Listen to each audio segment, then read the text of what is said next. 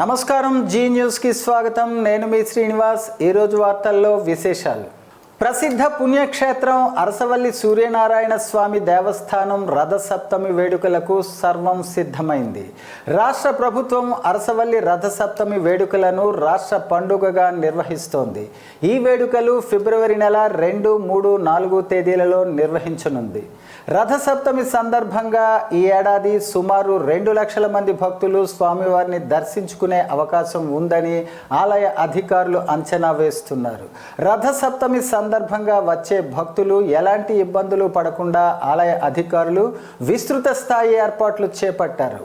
ప్రతి ఏటా మాఘశుద్ధ సప్తమి రోజున వచ్చే రథసప్తమి వేడుకలను ఆరోగ్య ప్రదాత ప్రత్యక్ష దైవం అయిన శ్రీకాకుళం జిల్లా శ్రీ అరసవల్లి సూర్యనారాయణ స్వామి దేవస్థానంలో ఘనంగా నిర్వహిస్తూ వస్తున్నారు. రథసప్తమి సందర్భంగా వేడుకలకు అధికారులు అన్ని ఏర్పాట్లు చేశారు. ఆదివారం నుండే వేడుకలు ప్రారంభం కానున్నాయి. సోమవారం అర్ధరాత్రి 12:30 స్వామివారికి సుప్రభాత సేవ అనంతరం అభిషేకాలు నిర్వహిస్తారు. మంగళవారం ఉదయం నుంచి సాయంత్రం 4 గంటల వరకు భక్తులకు స్వామివారి నిజరూప దర్శనం కొనసాగనుంది. ఆ తరువాత కాలంలో స్వామివారు రాత్రి 11 గంటల వరకు భక్తులకు దర్శనం ఇవ్వనున్నారు. రాత్రి ఏకాంత సేవతో రథసప్తమి వేడుకలు ముగియనున్నాయి. ఈ వేడుకలు తిలకించేందుకు రాష్ట్రం నుంచే కాకుండా ఇతర రాష్ట్రాల నుంచి భక్తులు వస్తారని అధికారులు అంచనా వేస్తున్నారు.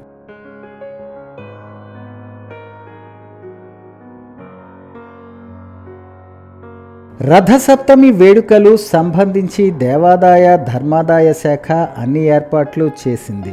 ఉచిత దర్శనానికి వచ్చే సామాన్య భక్తులకు ఎలాంటి అసౌకర్యం కలగకుండా ప్రత్యేక క్యూ లైన్లను ఏర్పాటు చేశారు. ఉచిత ప్రసాదం, మంచినీటి సౌకర్యం, చిన్నపిల్లలకు వేడి పాలు, బిస్కెట్లు అందించే ఏర్పాట్లు చేస్తున్నారు. దివ్యాంగులకు, వృద్ధులకు 80 అడుగుల రోడ్డు నుంచి అరసవల్లి దేవస్థానం వరకు ఉచిత రవాణా సౌకర్యం కల్పిస్తున్నారు. ఈ ఏడాది ఒక్కరికి 300 రూపాయలు, ఇద్దరికి 500 రూపాయలు చెల్లించి VIP టిక్కెట్లు అందించనున్నారు. అంతేకాదు ఆలయ అభివృద్ధికి భారీ మొత్తంలో విరాళాలు ఇచ్చిన దాతలకు డోనర్ పాసులను ఏర్పాటు చేశారు.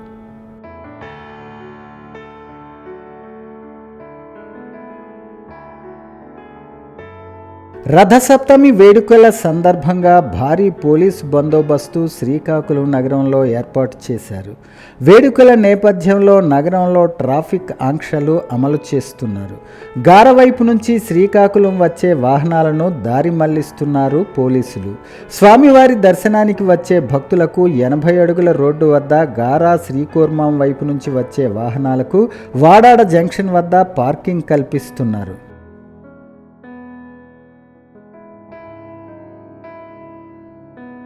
అరసవల్లి శ్రీ సూర్యనారాయణ స్వామివారి జయంతి వేడుకలు రథసప్తమి సందర్భంగా 3 రోజుల పాటు కన్నుల పండుగగా జరగనున్నాయి. ఈ సందర్భంగా పలు సాంస్కృతిక, ఆధ్యాత్మిక కార్యక్రమాలకు శ్రీకాకుళం జిల్లా యంత్రాంగం ఏర్పాట్లు పూర్తి చేసింది.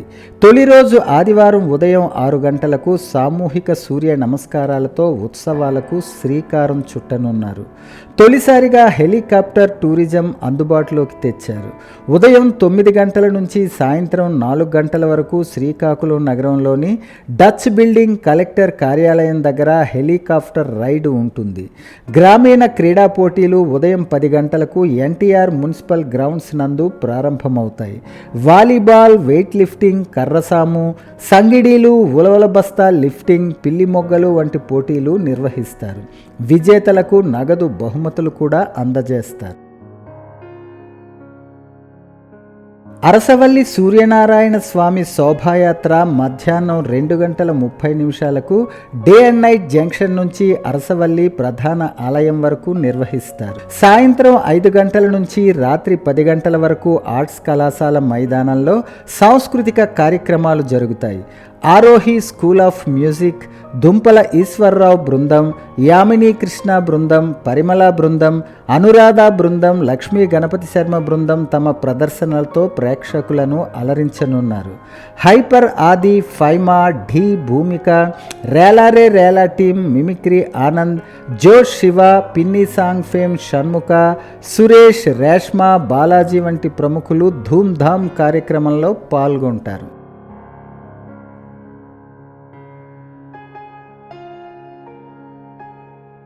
రాత్రి 7 గంటల నుంచి 8 గంటల వరకు గంటపాటు ఆహుతులను అలరించేలా లేజర్ షో ఏర్పాటు చేశారు. రాత్రి 9 గంటల నుంచి శ్రీ అంజనా కళా సంస్థ సమర్పించు ఆంధ్ర రాష్ట్రంలో పేరు పొందిన నటీ నటులతో పంచరత్నాలు పౌరాణిక నాటకాలు ప్రదర్శిస్తారు. మయసభ పడకసీను, శ్రీ రామాంజనేయ యుద్ధం, భక్త చింతామణి, గయోపాఖ్యానం, శ్రీ సత్యహరిశ్చంద్ర, వారణాసి నుంచి ప్రారంభం వంటి నాటకాలను ప్రదర్శిస్తారు. ఈ కార్యక్రమాలన్నీ ఉచితంగా వీక్షించేందుకు ఏర్పాట్లు చేశారు.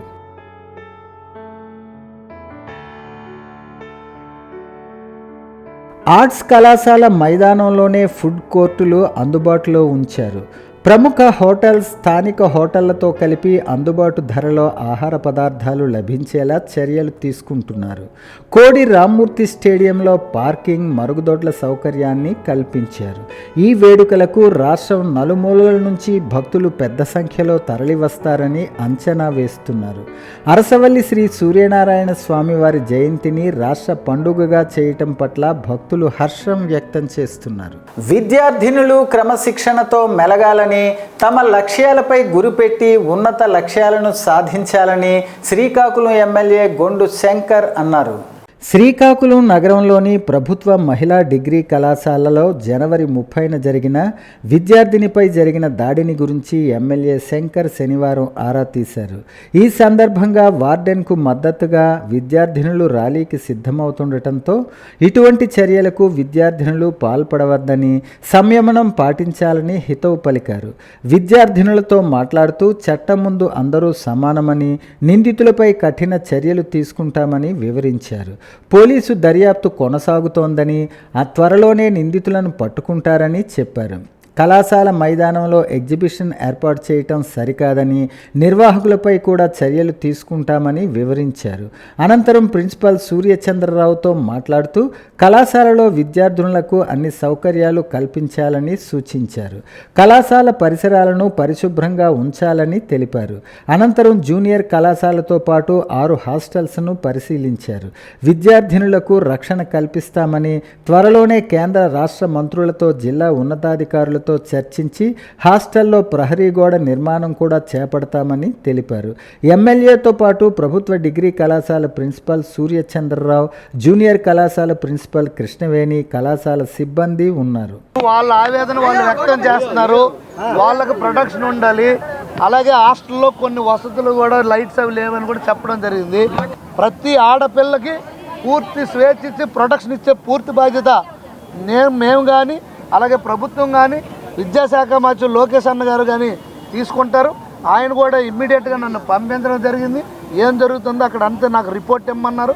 తప్పకుండా నేను ఇప్పుడు లోపలికి వెళ్ళి వార్డెన్ గారితో, ప్రిన్సిపల్ గారితో మాట్లాడి, అలాగే స్టూడెంట్స్ అందరూ కూడా వాళ్ళ డిమాండ్స్ ఏంటో కూడా నేను మాట్లాడి ప్రభుత్వం దృష్టికి 100% నేను తీసుకెళ్తాను.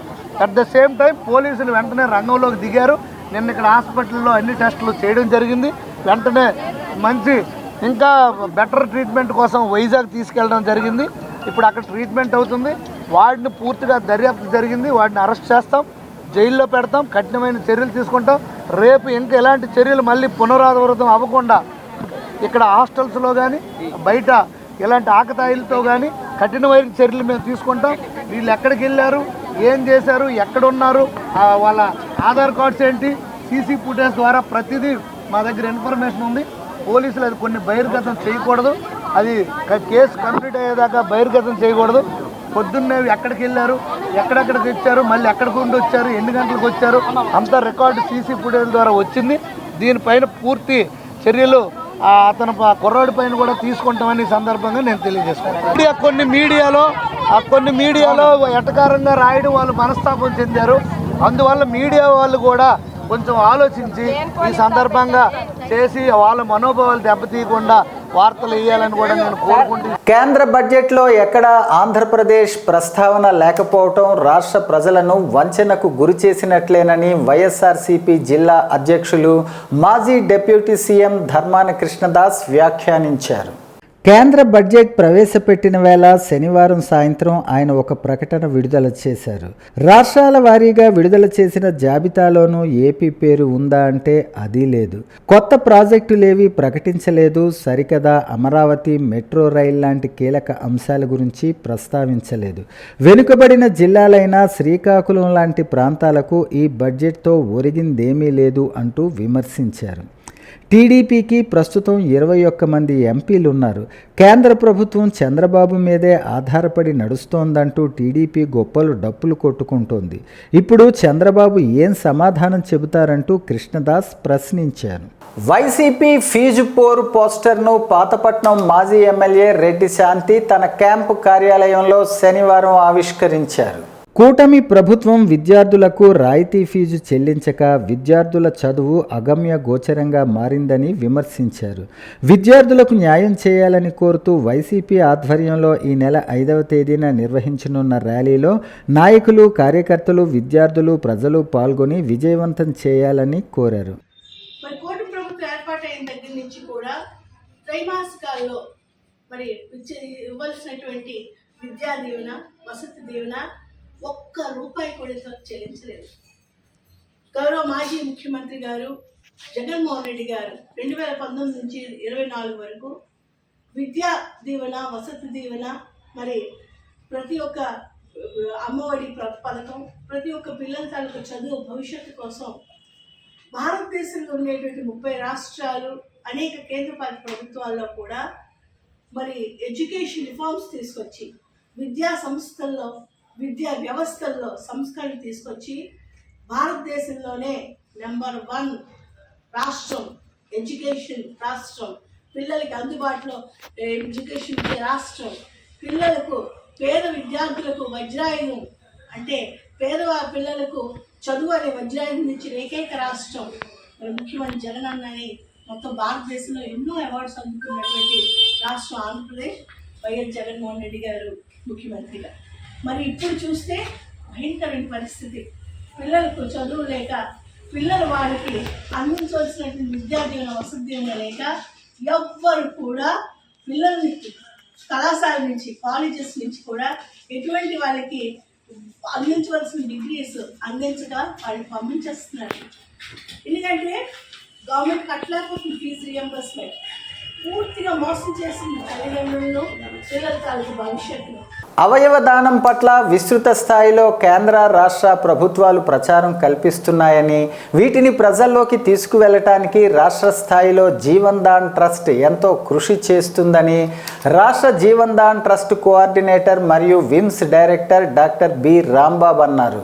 శనివారం శ్రీకాకుళం అంబేద్కర్ ఆడిటోరియంలో జెమ్స్ వైద్య కళాశాల మరియు ఆసుపత్రి ఆధ్వర్యంలో ఏర్పాటు చేసిన అవయవదాన అవగాహన సదస్సుకు ఆయన ముఖ్య అతిథిగా హాజరయ్యారు. ఈ సందర్భంగా ఆయన మాట్లాడుతూ దేశంలో 5 లక్షల మంది అవయవాల కోసం నిరీక్షిస్తున్నారని, మన రాష్ట్రంలో 4,000 మంది ఉన్నారని, ఈ పరిస్థితులను గమనించి భారత ప్రభుత్వం ప్రధానమంత్రి నరేంద్ర మోదీ సారథ్యంలో అంకధాన్ జనజాగృతి అభియాన్ పథకం కింద పెద్ద ఎత్తున అవయవదాన సదస్సులు, ర్యాలీలు, ప్రదర్శనలు చేపడుతున్నామని చెప్పారు. సమాజంలో ప్రతి ఒక్కరూ చైతన్యవంతులు కావాలని, తద్వారా అవయవదానానికి ముందుకు రావాలని ఆయన పిలుపునిచ్చారు. రక్తనాళాలు స్తంభించిన వ్యక్తి కానీ, ఇతర కారణాల వల్ల యాక్సిడెంట్లో మరణించిన వారు కానీ, బ్రెయిన్ డెడ్ అయిన వారు విధిగా అవయవదానానికి తరలి రావాలని, ఈ దిశగా స్వచ్ఛంద సంస్థలు ప్రజలను చైతన్యవంతులను చేయాలని ఆయన కోరారు. సమాజంలో ప్రతి ఒక్కరూ అవయవదానానికి ముందుకు రావాలని, తద్వారా ఎంతోమంది జీవితాల్లో వెలుగులు నింపేవారు అవుతారని ఆయన అన్నారు. శ్రీకాకుళం జిల్లా వైద్య ఆరోగ్య శాఖ అధికారి డాక్టర్ తేన్నేటి బాలమురళీకృష్ణ మాట్లాడుతూ రాష్ట్ర ప్రభుత్వం అవయవ దానానికి అత్యంత ప్రాధాన్యత ఇస్తుందని, వివిధ కారణాల వల్ల చనిపోయిన వారు అవయవ దానం చేసి మరణానంతరం వాళ్ళ జీవితాలు సాఫల్యం చేసుకోవాలని ఆకాంక్షించారు. మరణించిన తర్వాత కూడా సజీవంగా ఉండేటటువంటి ఏకైక దానం అవయవ దానమని ఆయన చెప్పారు. శ్రీకాకుళం జెమ్స్ మెడికల్ కళాశాల వారి ఆధ్వర్యంలో ఏర్పాటు చేసినటువంటి ఈ బృహత్తర కార్యక్రమంలో వాకర్స్ ఇంటర్నేషనల్ సంస్థ ప్రతినిధులు గేదెల ఇందిరాప్రసాద్, శేషపు జోగినాయుడు, గేదెల లక్ష్మి, మంత్రి వెంకటస్వామి, పలువురు సామాజికవేత్తలు, స్వచ్ఛంద సేవకులు, ప్రజా సంఘాల ప్రతినిధులు పెద్ద ఎత్తున పాల్గొన్నారు. దానంపై అవగాహన కల్పించడానికి రాష్ట్ర ప్రభుత్వం ఇచ్చినటువంటి ఆదేశాల మేరకు మనము ఈరోజు శ్రీకాకుళంలో అవయవదాన అవగాహన సదస్సు ఏర్పాటు చేసుకోవడం జరిగింది.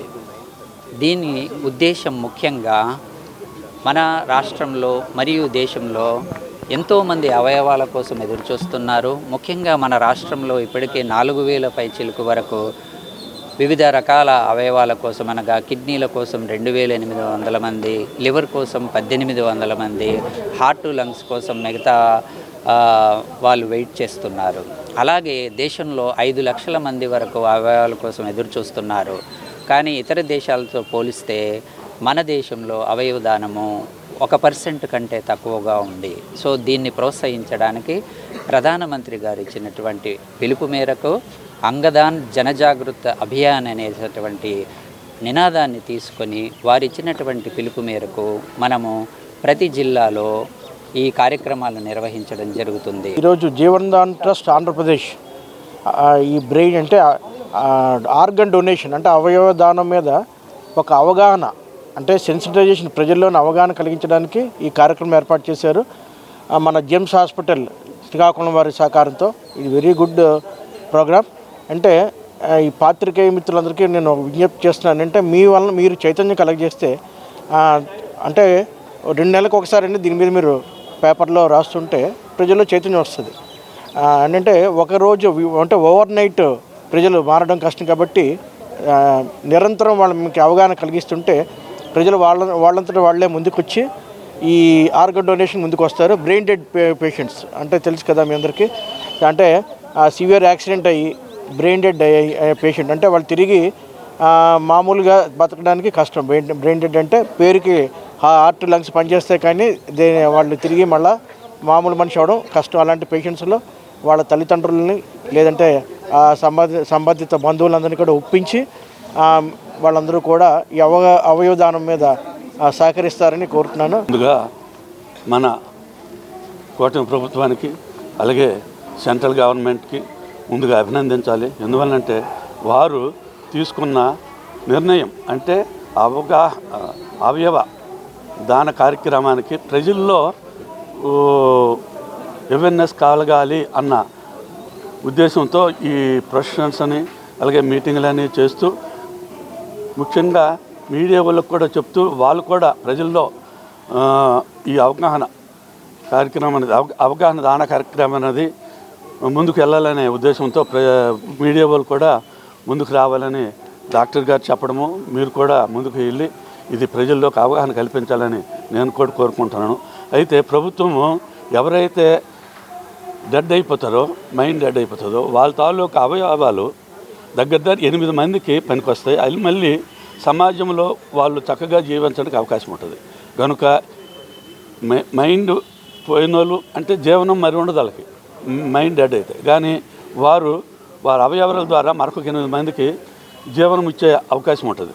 వాణిజ్య బ్యాంకులకు ధీటుగా పోస్టల్ కార్యాలయాలు సేవలు అందిస్తున్నాయని శ్రీకాకుళం జిల్లా పోస్టల్ సూపరింటెండెంట్ వి హరిబాబు చెప్పారు. పోస్టల్ లైఫ్ ఇన్సూరెన్స్ ఆవిర్భవించి ఈ రోజుకు 141 సంవత్సరాలు పూర్తి చేసుకుని 142వ సంవత్సరంలో అడుగుపెడుతున్న సందర్భంగా శ్రీకాకుళం హెడ్ పోస్ట్ ఆఫీసులో ప్రత్యేక సమావేశం ఏర్పాటు చేశారు.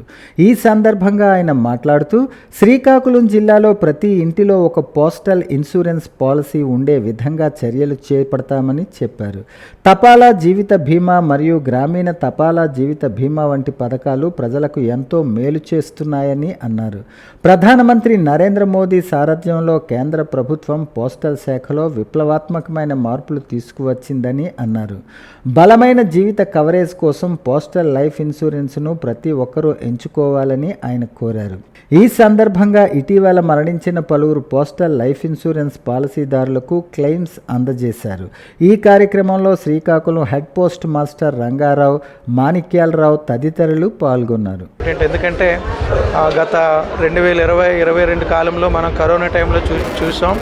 చాలామంది వ్యక్తులు వాళ్ళ యొక్క ప్రాణాలను కోల్పోయి ఫ్యామిలీ మెంబర్స్కి ఏ విధమైన ఆర్థిక భరోసా లేకుండా చనిపోవడం జరిగింది. కాబట్టి ఇన్సూరెన్స్ అనేది ప్రతి ఇంట్లో డబ్బు సంపాదించే వ్యక్తికి కానీ మిగతా వ్యక్తికి కానీ ఇన్సూరెన్స్ చేయించడం ఒక ముఖ్య విషయంగా మేము పరిగణించి ప్రజల్ని ఆర్థికంగా అభివృద్ధి చేయాలనే ఒక ఉద్దేశంతో ప్రతి ఇంటికి కూడా ఈ యొక్క ఇన్సూరెన్స్ సదుపాయాన్ని మరియు మా యొక్క పోస్టల్ డిపార్ట్మెంట్ ద్వారా అందిస్తున్న అన్ని చిన్న మొత్తాల పొదుపు పథకాలను కూడా గ్రామీణ ప్రజలకు మరియు పట్టణ ప్రజలకు కూడా ప్రతి ఇంటికి అందించాలని ఒక ముఖ్య కార్యాచరణతో ఇక ముందు కాలంలో కూడా ఈ శ్రీకాకుళం డిస్టిక్లో పనిచేస్తామని ఈ సందర్భంగా తెలియజేస్తున్నాం. క్యాన్సర్పై అవగాహన తప్పనిసరని మానవతా స్వచ్ఛంద సేవా సంస్థ అధ్యక్షులు లైన్ పొన్నాడ రవికుమార్ శనివారం తెలిపారు.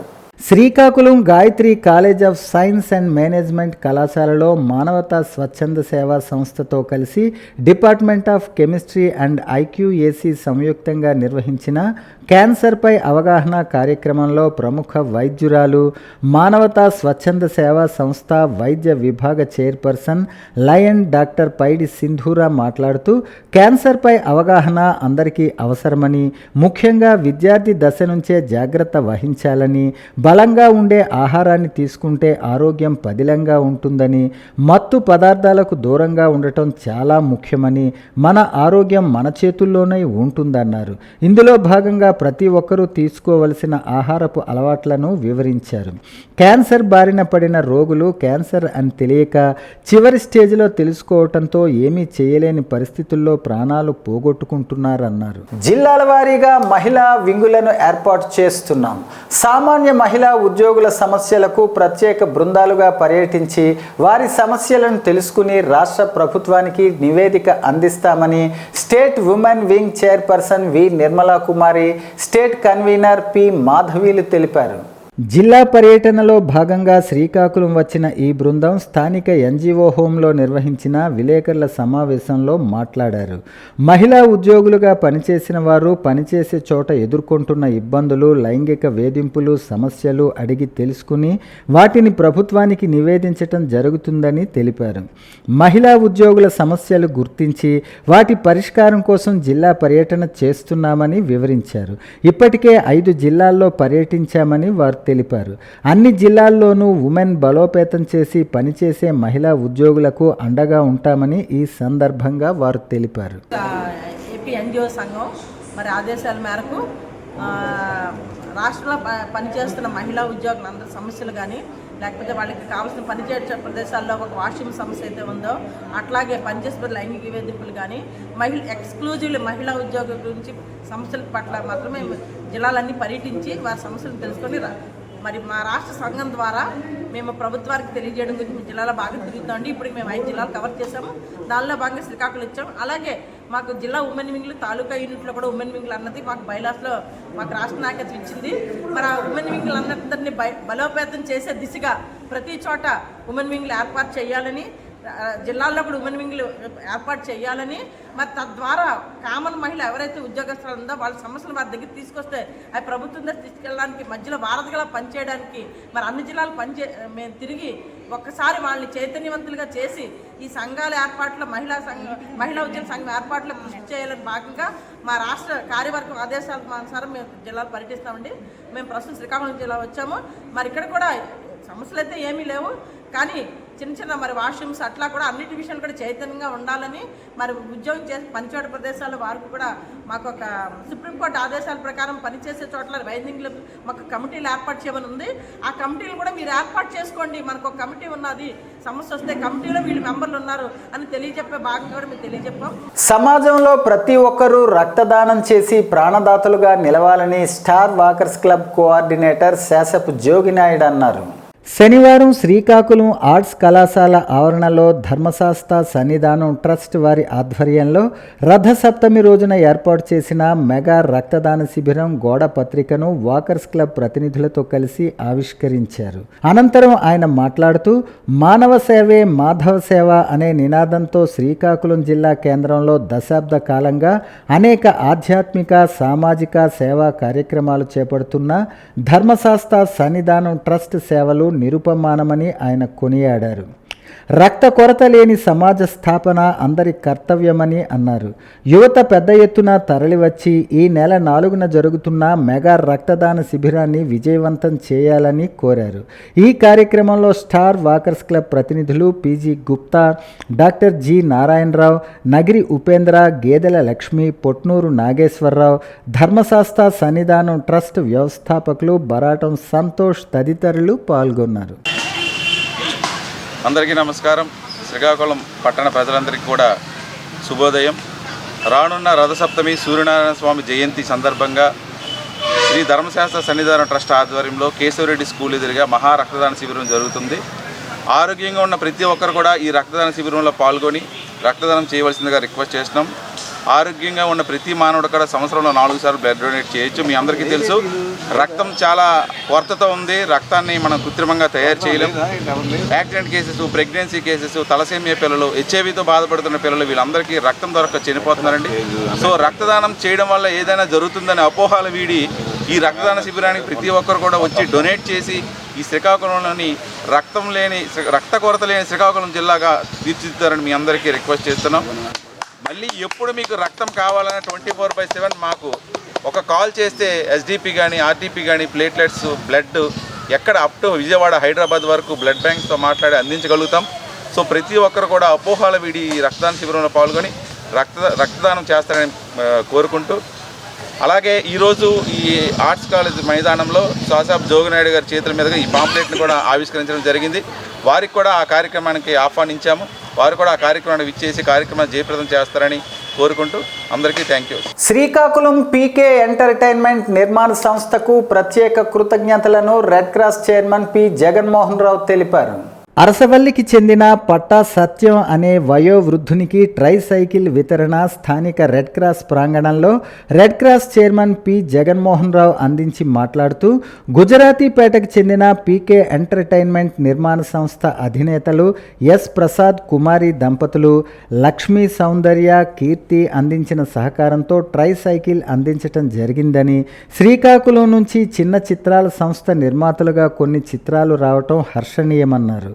శ్రీకాకుళంలో నటీనటులకు కొదువ లేదని, వాళ్ళ ప్రతిభను వెలికితీసి బాహ్య ప్రపంచానికి తెలియజేస్తూ శ్రీకాకుళం నటీనటులను ప్రోత్సహించటం గర్వంగా ఉందన్నారు.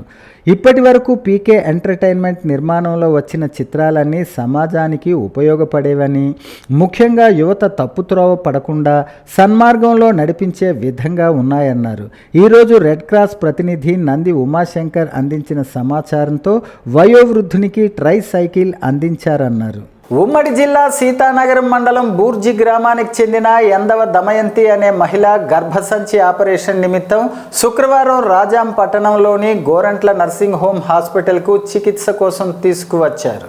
ఆపరేషన్ సైతం విజయవంతమైనట్లు వైద్యులు తెలిపారని మృతురాలు కుటుంబ సభ్యులు పేర్కొన్నారు. కాగా శుక్రవారం రాత్రి చికిత్స పొందుతూ వివాహిత మృతి చెందింది.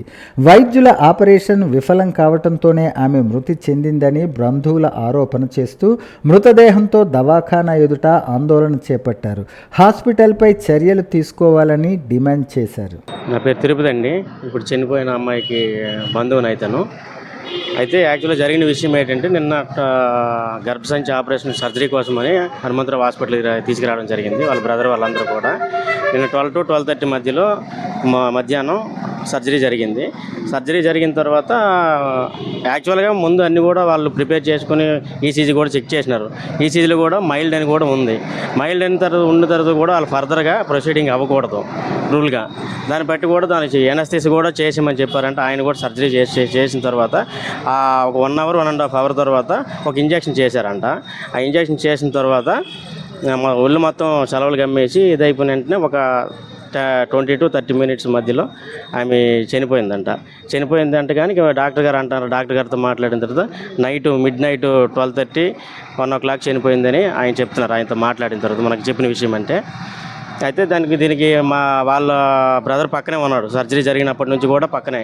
ఆయన అంటున్నది ఏంటంటే ఎవరు కూడా గడ్డలు వేసుకుని ఉండిపోయారు, మేము పిలిచిన సార్ ఎవరు పలకలేదు, సర్జరీ జరిగిన తర్వాత ఐసీలో ఉంచుకొని పక్క రూమ్లో ఉంచారని చెప్తున్నాడు.